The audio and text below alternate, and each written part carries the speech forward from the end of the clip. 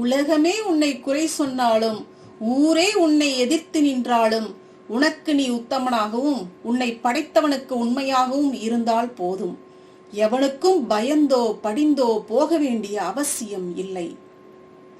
எதிர்த்து நிற்பவர்கள் எல்லாம் எதிரியும் இல்ல, உடன் இருப்பவர்கள் எல்லாம் உறவுகளும் இல்ல. காலமும் சில சூழ்நிலைகளும் தான் உணர்த்தும் யார் யார் மனிதர்கள் என்று. எல்லா வழிகளையும் வார்த்தைகளில் சொல்லிவிட முடியாது. ஓசையின்றி அழுகின்ற 1000 வழிகள் எல்லோர் இதயத்திலும் உண்டு. நல்லா வாழ்ந்தால் 10 பேர் பொறாமைப்படுவான், கஷ்டப்பட்டால் 10 பேர் ஏளனமாக பேசுவான். எப்படி வாழ்ந்தாலும் குறை சொல்லும் மனிதர்கள் மத்தியில் அடுத்தவன் என்ன பேசுறான்னு பார்க்காம அடுத்தது என்ன பண்ணலாம்னு யோசிச்சுட்டு போயிட்டே இருக்கணுங்க. நெருக்கமான உறவு விலகிவிட்டால் உங்கள் இதயம் உடைந்து விட்டது, வாழ்க்கை முடிந்து விட்டது என்று முடிவெடுக்காதீர்கள். இனிதான் உங்கள் மூளை இயங்க ஆரம்பிக்கும்.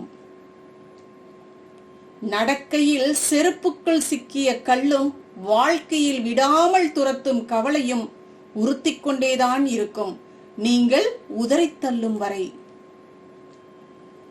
யாரையாவது நீங்கள் தலையில் தூக்கி வைத்து கொண்டாட நினைத்தால் அது குழந்தையாக மட்டும் இருக்கட்டும். பாரமும் இருக்காது, துரோகமும் இருக்காது. இது உண்மைதானா? எல்லோருடைய வழியையும் புரிந்து கொள்ள தேவையில்லை. எல்லோருக்கும் வலிக்கும் என்பதை உணர்ந்தாலே போதும்.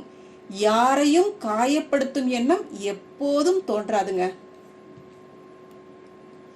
முதலில் தாங்க முடியாததாக தோன்றும், பின் பரவாயில்லை போல தோன்றும், அடுத்தது கடந்துவிட முடியும் என்ற நம்பிக்கை வரும். இறுதியில் இதற்காகவா வருந்தினோம் என்று மனம் லேசாகிவிடும். நமக்கு வேண்டியது என்னவோ கொஞ்சம் பொறுமையும் வலியை தாங்கும் வலிமையும் தாங்க.